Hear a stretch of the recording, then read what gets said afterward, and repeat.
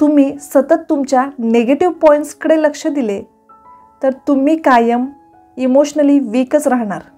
Emotionally strong होण्यासाठी तुम्हाला जे काही वाटत आहे, तुम्ही जे काही फील करत आहात, ते तुम्ही नेहमी तुमच्या जवळच्या माणसासोबत शेअर करत राहा.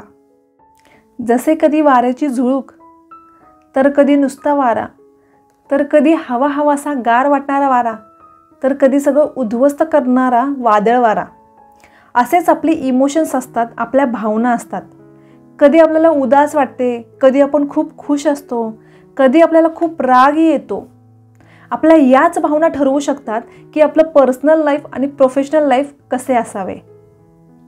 कधी कधी तर याच भावनांमुळे आपली विचार करण्याची, समजून घेण्याची शक्ती संपून जाते. आपल्याला कळत नाही की आपण काय करतोय.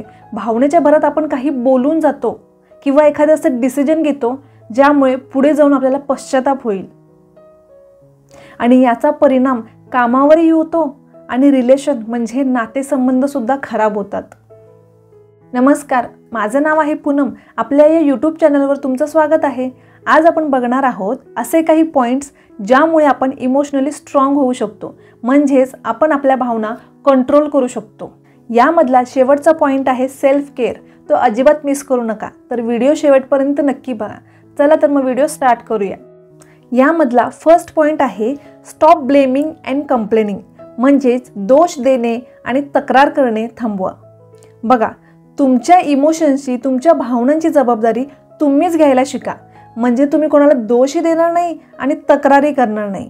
भावनांची जबाबदारी घेणे म्हणजे काय, तर तुम्ही ठरवायचे आहे की तुम्हाला कधी राग आला पाहिजे, तुम्ही कधी चिडायचे आहे किंवा तुम्ही कधी खुश राहायचे आहे.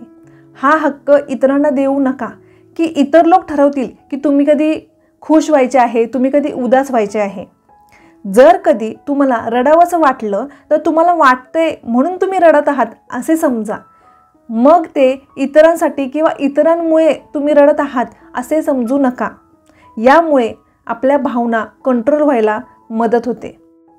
यामधला नेक्स्ट पॉईंट आहे टू एक्सप्रेस युअर इमोशन्स, म्हणजेच भावना व्यक्त करत राहा.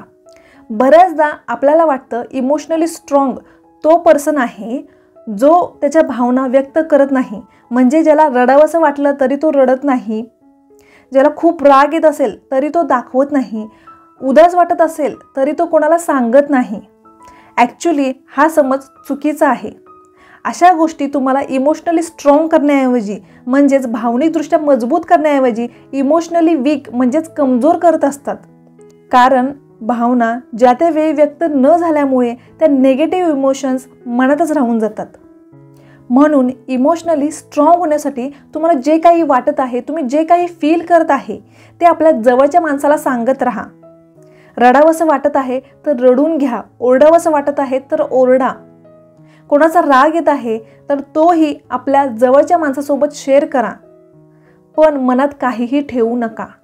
यामधला थर्ड पॉईंट आहे बेटर वे टू एक्सप्रेस, म्हणजेच भावना व्यक्त करण्यासाठी कोणता योग्य मार्ग असावा. बघा, राग आला याचा अर्थ असं नाही की समोरच्याचं जाऊन डोकं फोडाल. तुम्ही तुमचा राग अशा प्रकारे व्यक्त करायचा आहे की ज्यामुळे समोरच्या व्यक्तीच्या भावनाही दुखावल्या जाऊ नये आणि पुढे जाऊन तुम्हाला पश्चाताप होणार नाही की रागात येऊन हे काय केले. तुम्ही तुमची विचार करण्याची, समजून घेण्याची शक्ती संपवू नका. जेव्हाही कधी तुम्हाला तुमच्या भावना व्यक्त करायच्या आहेत, बोलायच्या आहेत, तेव्हा एक दीर्घ श्वास घ्या आणि विचार करा की याचे परिणाम काय होतील आणि कशा प्रकारे योग्य शब्दात या भावना बोलून दाखवता येतील आणि मगच भावना व्यक्त करा. यामधला फोर्थ पॉईंट आहे बिकम ॲन ऑब्झर्वर. बघा, तुम्हाला जर इमोशनली स्ट्रॉंग व्हायचं असेल तर तुम्हाला एखाद्या निरीक्षकाप्रमाणे विचार करायला हवा. यासाठी आपण एक छोटी एक्सरसाइज करू शकतो. जसे की आपण जेव्हा TV बघतो त्यामध्ये एखादा इमोशनल सीन चालू असतो, दुःखद प्रसंग चालू असतो, तेव्हा त्याला ॲज अ ऑब्झर्वर म्हणजे निरीक्षक म्हणून बघायला शिका. त्यामध्ये इमोशनली इन्व्हॉल्व होऊ नका. जसे की एखादा दुःखद प्रसंग चालला आहे तर सगळे रडत आहे म्हणून आपणही रडत आहे, म्हणजेच आपण आपली विचार करण्याची शक्ती संपवून रडत आहेत. पण तो सीन खोटा आहे, ते ॲक्टिंग करत आहे हे आपल्याला माहीत आहे. जेव्हा तुम्ही ॲज अ ऑब्झर्वर म्हणून तो सीन बघाल तेव्हा तुम्ही त्या सीनचं कौतुक करा की किती नॅचरल ॲक्टिंग करत आहेत, किती खरे वाटत आहेत, किती छान ॲक्टिंग करत आहेत. ही एक्सरसाइज तुम्हाला इमोशनली स्ट्रॉंग होण्यासाठी मदत करेल. यामधला शेवटचा पॉईंट आहे सेल्फ केअर, म्हणजे स्वतःची काळजी घेणे. बघा, तुमच्या पर्सनल डायरीमध्ये अशा काही ॲक्टिव्हिटी, अशा काही गोष्टी लिहून ठेवा ज्यामुळे तुमच्या मनाला आनंद मिळेल, ज्यामुळे तुम्हाला रिफ्रेश वाटेल. जसे की तुमचे आवडते गाणे रिपीटेड मोडवर ऐकणे, किंवा सूर्योदय सूर्यास्त बघणे, लहान मुलांबरोबर क्रिकेट खेळणे, ड्रॉइंग करणे. जेव्हा कधी निराशा जाणवेल तेव्हा अशा ॲक्टिव्हिटी करत जा. यामुळे तुमच्या लक्षात येईल ज्या सिच्युएशनमधून निघायला तुम्हाला 1 आठवडा लागत होता त्या सिच्युएशनमधून निघायला तुम्हाला आता 4 दिवस लागत आहेत. हळूहळू तोही वेळ कमी होऊन जाईल. इमोशनली स्ट्रॉंग होण्यासाठी तुम्ही फिजिकली स्ट्रॉंग म्हणजे शारीरिकदृष्ट्या सुद्धा मजबूत असले पाहिजेत. तुम्ही स्वतःची काळजी घेतली पाहिजे, झोप पूर्ण घेतली पाहिजे, सात्विक आहार आणि जेवणाच्या वेळा ठरल्या पाहिजेत, आणि तुमचं हायड्रेशन लेवल चांगले हवे म्हणजे जास्त पाणी पिणे असावे, आणि दिवसातून किमान 1 तरी एक्सरसाइज, मग ते नियमित चालणे का असेना, हे करायला हवं.